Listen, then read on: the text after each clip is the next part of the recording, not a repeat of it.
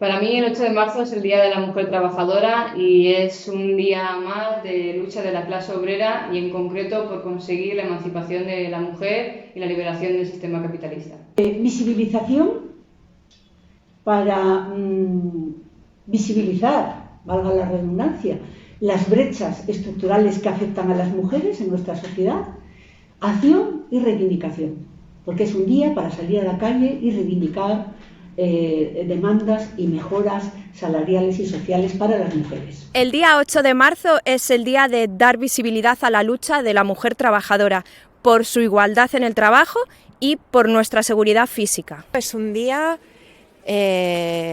para pararnos, juntarnos en la medida que podamos y tener claro que hay que seguir conquistando derechos por la igualdad. Pues para mí el día 8 de marzo es un día para visibilizar los problemas de las mujeres. Para mí el 8 de marzo es la organización de la mujer trabajadora, es conciencia de clase. Juntas somos más fuertes.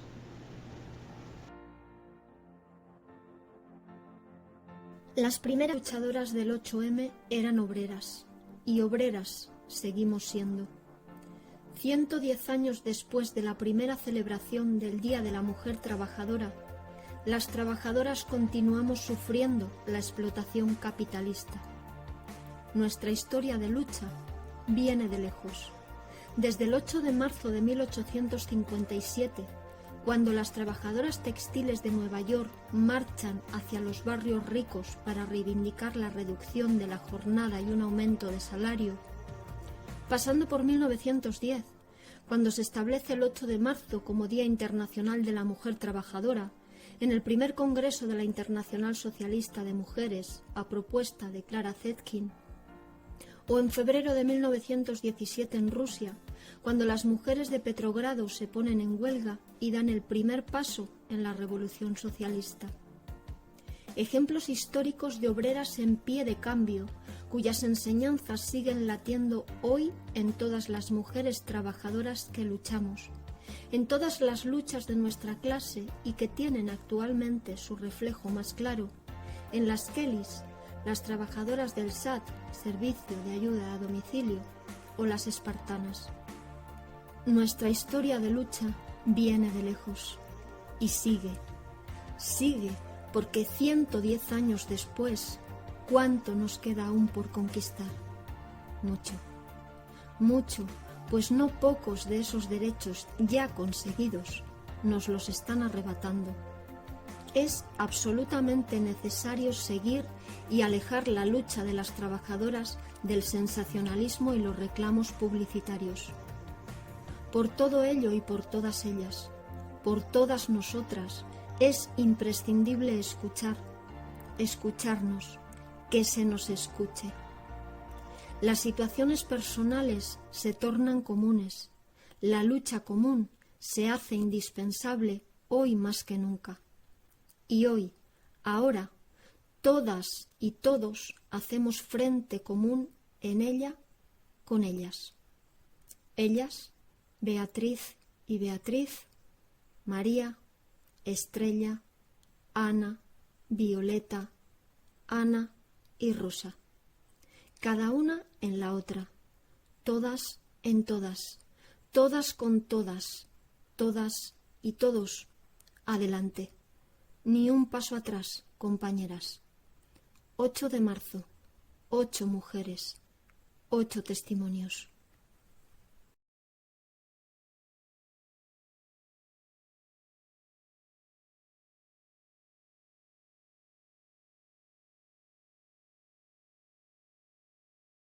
Pues afortunadamente no. Sí que la empresa anunció ERTEs, pero debido a la presión sindical conseguimos pararlos.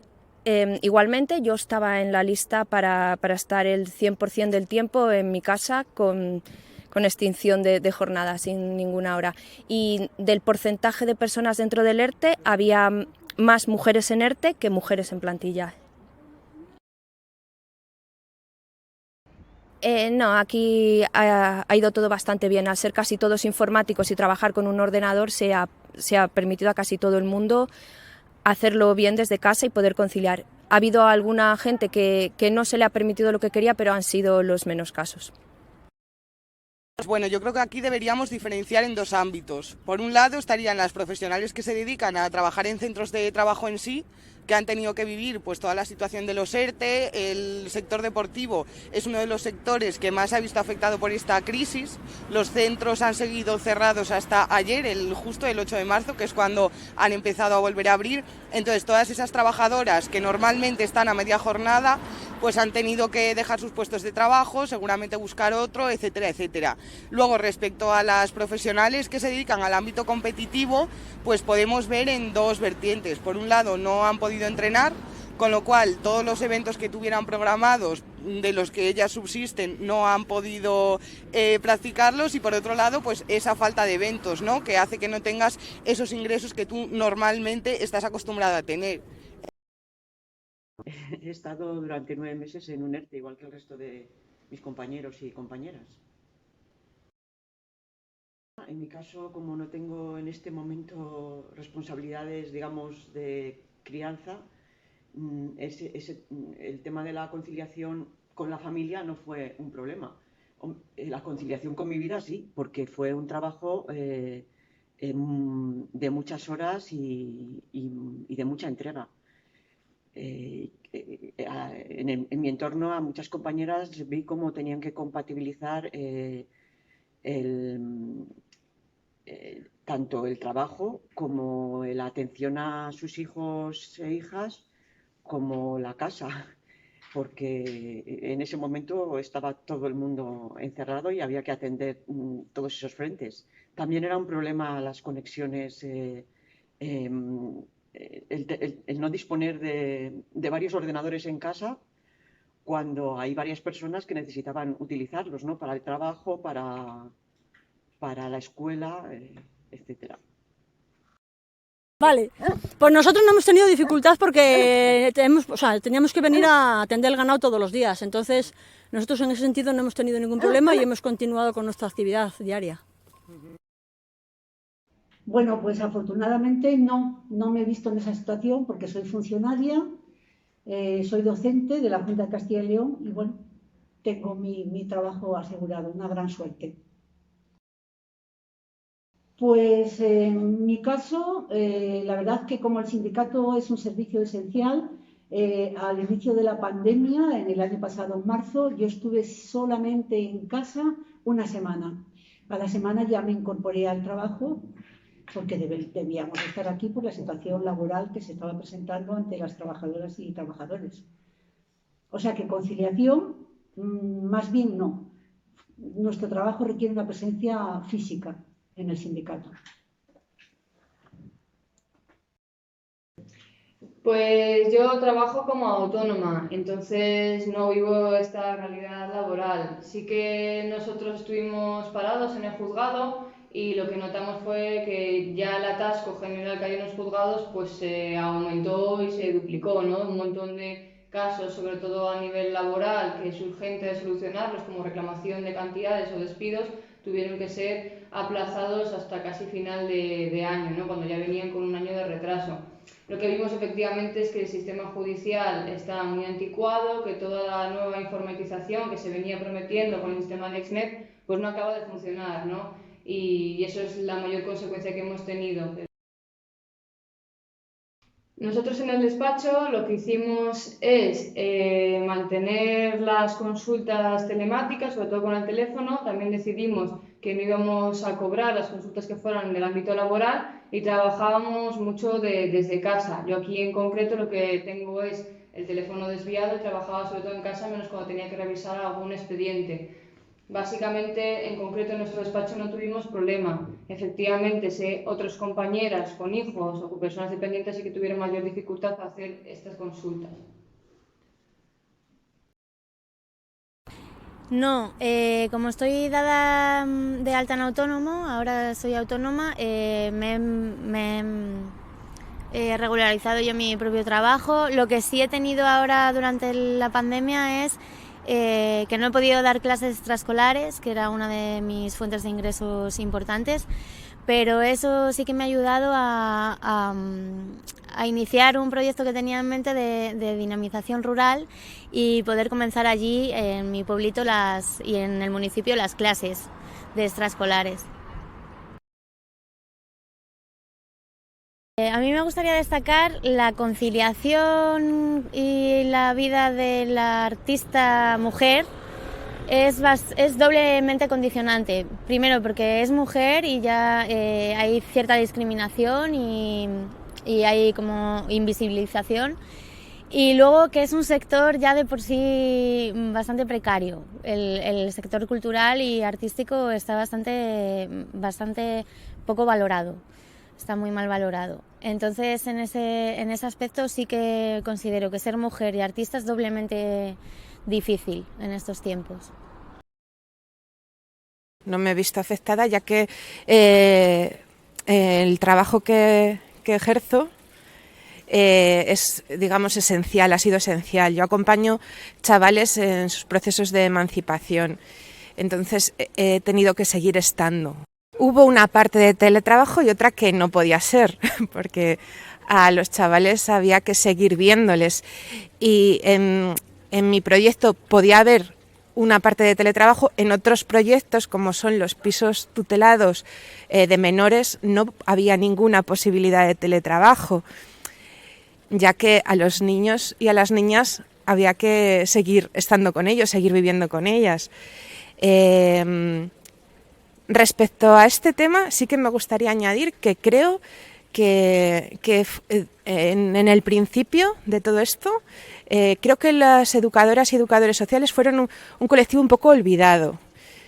Sí que me parece que en ese momento, sobre todo los educadores y educadoras que trabajaban en pisos con menores, donde tenían que seguir haciendo su trabajo a pesar del miedo, a pesar de la incertidumbre, a pesar del no saber, yo creo que en ese primer momento no se les valoró. En general se intentó poner todas las posibilidades para que la conciliación fuera lo mejor posible. Yo en mi caso a esos niveles no tuve problemas porque yo vivo sola.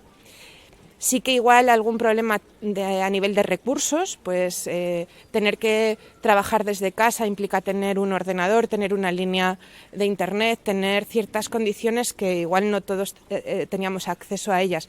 Nosotras como trabajadoras y los chavales que vivían en los pisos como estudiantes o trabajadores también, que lo son. Entonces, el dotar de los recursos necesarios de forma rápida, pues sí que supuso problemas. Pues los chavales no tenían ordenador, no tenían tablets, no tenían conexión a internet.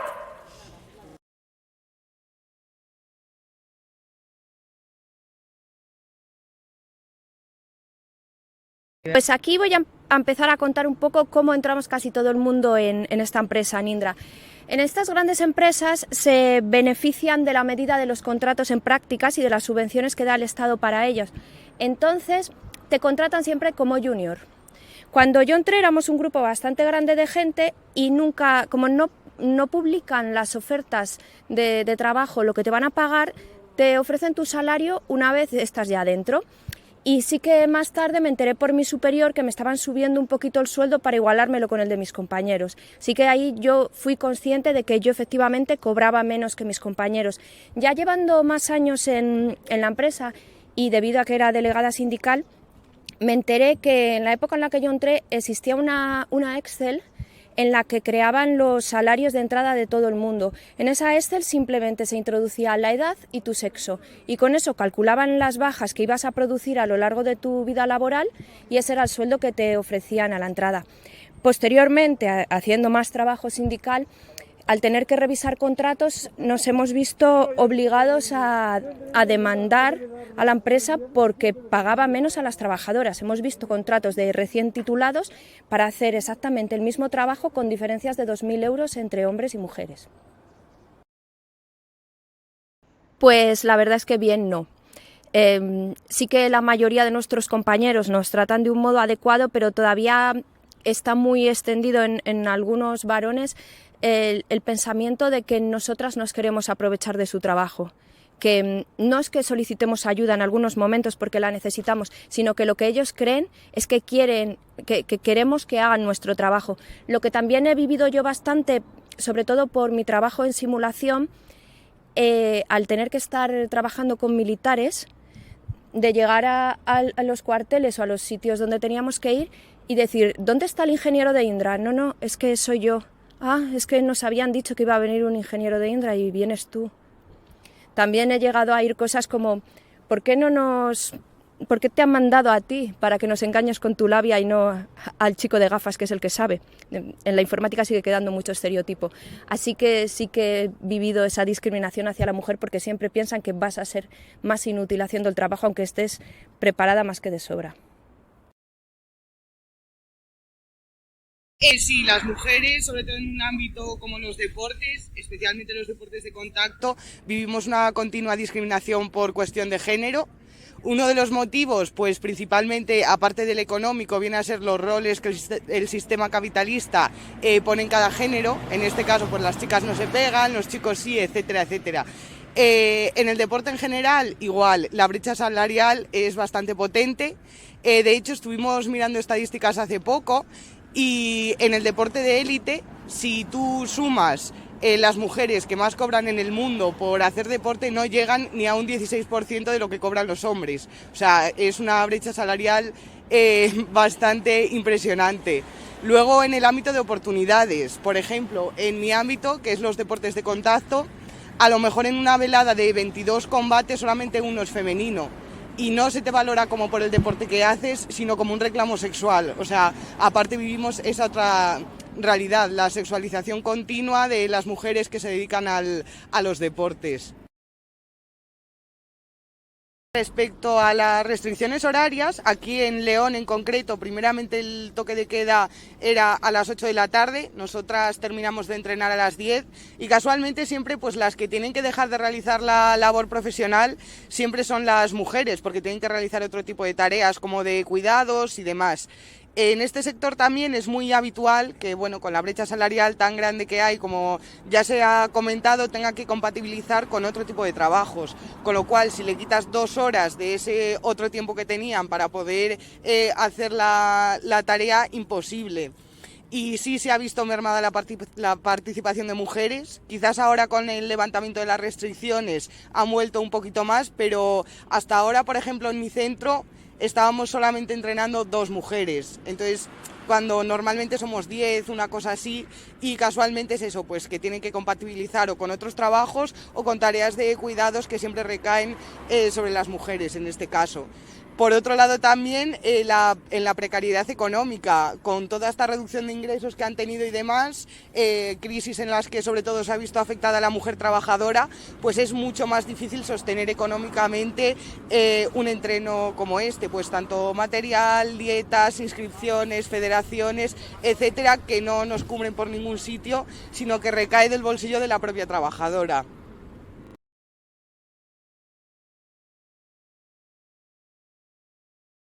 Lo relaciono más con el comienzo de mi vida profesional, cuando también las cosas eran muy distintas y cuando también ver a las mujeres en determinados puestos era menos corriente, ¿no? En fin, como anécdota puedo contar que cuando fui delegada del Bierzo, del Diario de León, que fue como empecé mi vida laboral con contrato,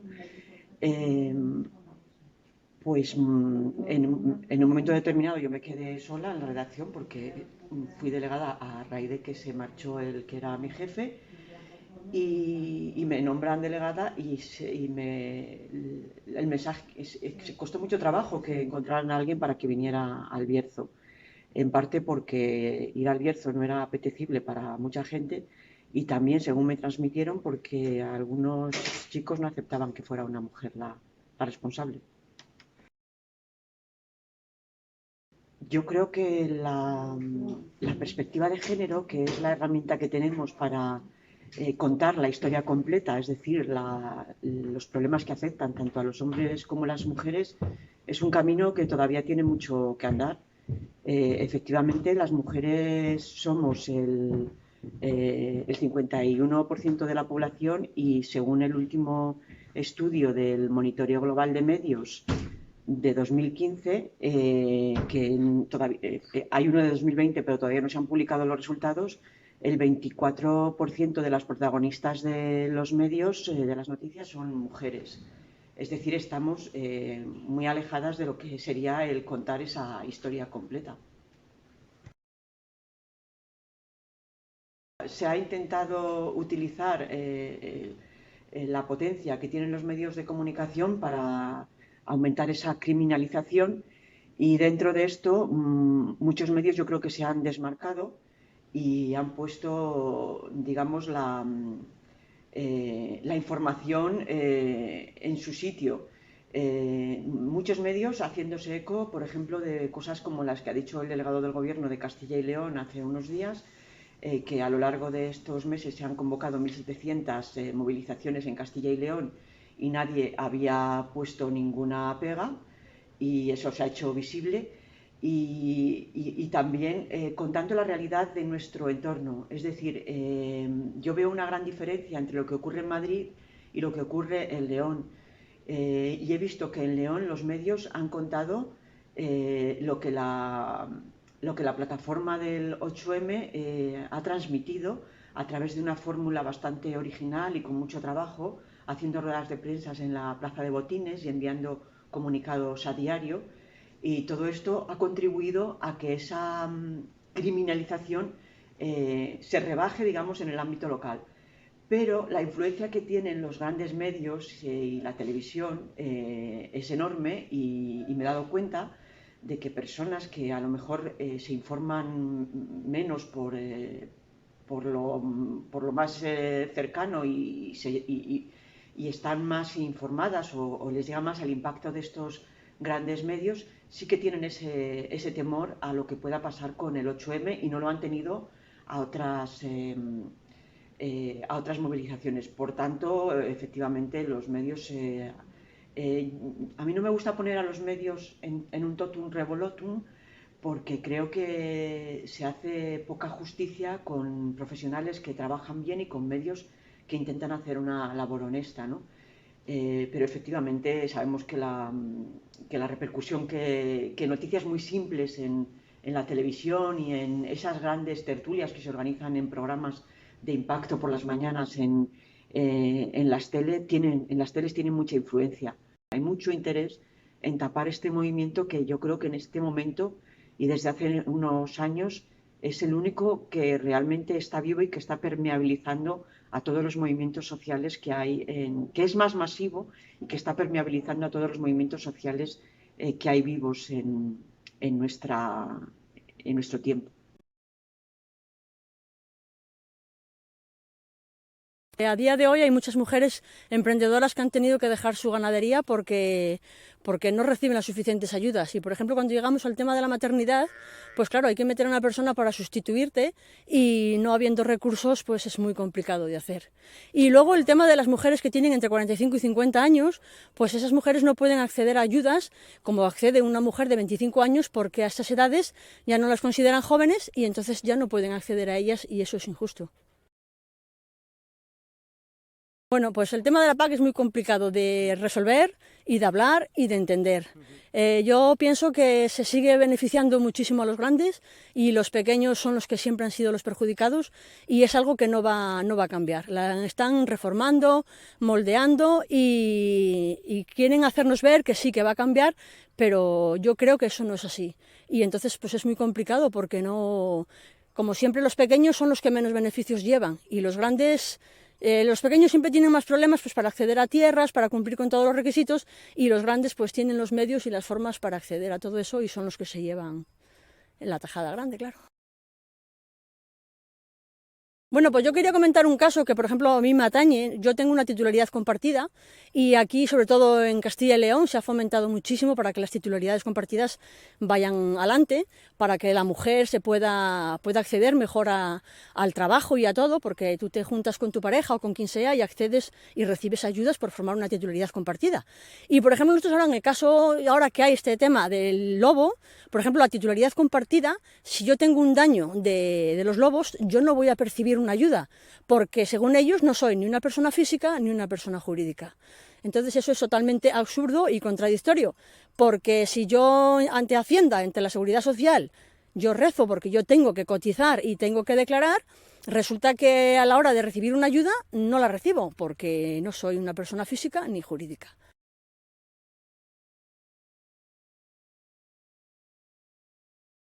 En algún momento a lo largo de mi trayectoria laboral y sindical sí lo he recibido. Es cierto que en los últimos años mucho menos. La verdad es que en marzo del 2020, en el inicio de la pandemia, este sindicato tuvo un trabajo frenético, sobre todo en el sector de la hostelería y del comercio, que son sectores que ocupan fundamentalmente a mujeres en esta provincia. Los ERTEs, los despidos, los recortes fueron continuos y sí es cierto que hubo muchísima demanda de mujeres. También hubo demanda en temas de políticas sociales, gente que venía a preguntar por ayudas de alquiler, por las ayudas especiales para las empleadas del hogar. Luego, cuando salió el ingreso mínimo vital, para asesorarse sobre los requisitos, etcétera, etcétera. Es decir, tuvimos un trabajo frenético en el sindicato. La pandemia ha atacado fuertemente a nuestra economía y a nuestro trabajo. Bueno, somos un sindicato dirigido siempre por hombres, eso debemos de reconocerlo. Yo creo que, es que nunca ha habido una secretaria confederal de comisiones obreras, siempre han sido secretarios. Y bueno, es cierto que los responsables casi todos son hombres y debemos de ir mejorando esa imagen que proyectamos hacia el exterior.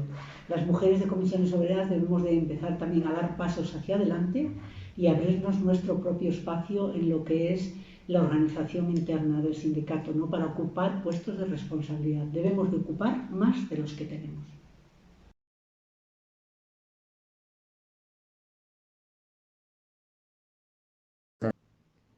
Nosotros sí que las mujeres somos el 50% de abogadas entre la franja de 25 y 54 años.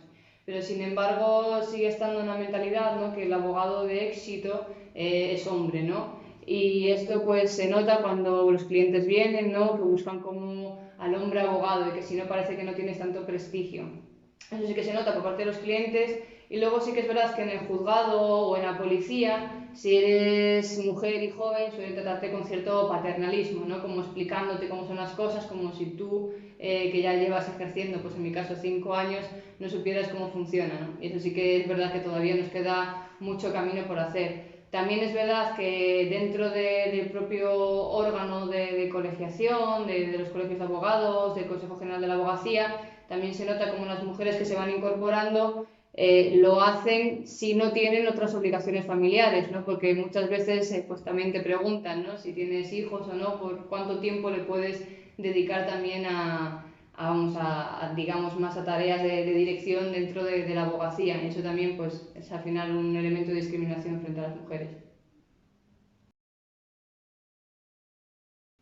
Pues sí que notamos que sí que se resintió. Nosotros efectivamente las asistencias pasaron de ser personales a ser por llamadas o directamente por videoconferencias cuando estabas en el juzgado. Entonces ahí se rompe muchas veces la conversación previa a la declaración, en la que estableces un vínculo de confianza con la víctima y te puede contar todo lo que le ha pasado. Entonces, esto se vio roto. Incluso vimos a veces que la Guardia Civil pues optaba ni por llamarnos cuando estaban poniendo la denuncia y no podíamos ni llamarla en ese momento. A esto se junta en el que nosotros en el turno de violencia de género tenemos también un turno de agresión sexual y agresiones a las mujeres, y es la misma persona quien lleva los dos turnos, es decir, que muchas veces estamos colapsadas ese día de guardia con llamadas tanto de violencia de género como de agresiones. Se suma también a la condición precaria del turno de oficio, en el que estamos cobrando en torno a unos 70 euros por guardia, pero que tenemos un retraso que desde octubre no se nos paga nuestro servicio. Entonces, todo esto hace que efectivamente la labor y el trabajo de los abogados defendiendo a la víctima de violencia de género y dándole una asistencia global se vea resentida.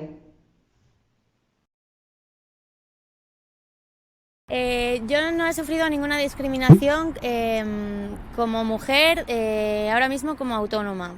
De hecho, veo que hay muchas iniciativas y mucho apoyo y redes nuevas entre mujeres que nos estamos apoyando. Sí que he sufrido discriminación como trabajando por cuenta ajena en el momento que me quedé embarazada, y es por temas de conciliación. Pero por el resto ahora veo que las mujeres están dando mucha caña, se están tejiendo muchas redes en torno a la cultura, a la difusión, el trabajo cooperativo, y por ese lado estoy súper contenta. Sí que he visto alguna denuncia de alguna exposición, o bueno, lo típico de que se hacen exposiciones colectivas y hay muy poca representación femenina. Pero yo no he vivido personalmente nada parecido. Bueno, yo hace bastante que estudié bachiller y mi formación de ilustradora, pero no me di cuenta en aquel momento de que sí que había falta de nombres femeninos en la historia del arte. Me he empezado a dar cuenta ahora, a partir de que surgiera todo esto del feminismo. Y bueno, aún así considero que hay también bastantes movimientos y hay bastantes acciones por parte de asociaciones y colectivos que sí que están empezando otra vez a visibilizar estas mujeres artistas que tuvieron su importancia y que estaban ahí como fuera de los libros y de la educación académica, ¿no?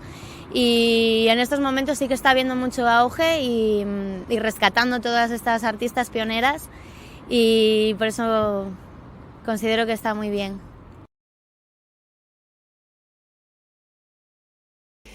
Bueno, a ver, yo tengo la suerte, me siento afortunada de trabajar en un entorno, en un círculo de compañeros y compañeras en el que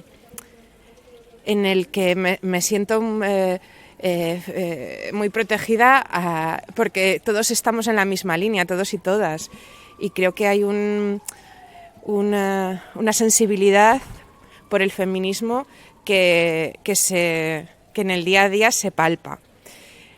Haciendo una reflexión sobre esto, yo no he sentido tanta discriminación en ese día a día, porque me rodeo de gente con una forma de ver este tema y de ver la vida pues muy parecida a la mía y a la que muchos que estáis ahí detrás viendo este vídeo pues también tenéis.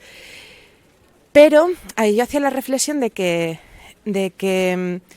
sí que sigue estando, que en un mundo como es el de la educación social, que es muy femenino, hay muchas mujeres, muchas más que hombres, sigue habiendo muchos puestos directivos ocupados por hombres. Y eso es quizá lo que creo que se puede seguir avanzando. Respecto a las diferencias a la hora de acceder a un puesto de trabajo entre chicos y chicas, veo las mismas antes y después de la pandemia. Muchos de los jóvenes con los que yo estoy tienen niveles formativos muy básicos y no pueden acceder a puestos de trabajo cualificados. Entonces, los puestos de trabajo a los que acceden están muy dirigidos por su condición de ser chico o chica. Y esto lo vengo viendo desde hace 20 años que llevo trabajando aquí, y siento que no ha habido mucho avance. Las chicas siguen accediendo a puestos de trabajo de cuidadoras, de peques, de ancianos, de labores del hogar, camareras. Los chicos siguen accediendo a oficios, a repartidores. Entonces, a esos niveles, pues sí que ahora su dificultad para encontrar incluso ese tipo de trabajos es mucho mayor. pero esa discriminación sigue existiendo.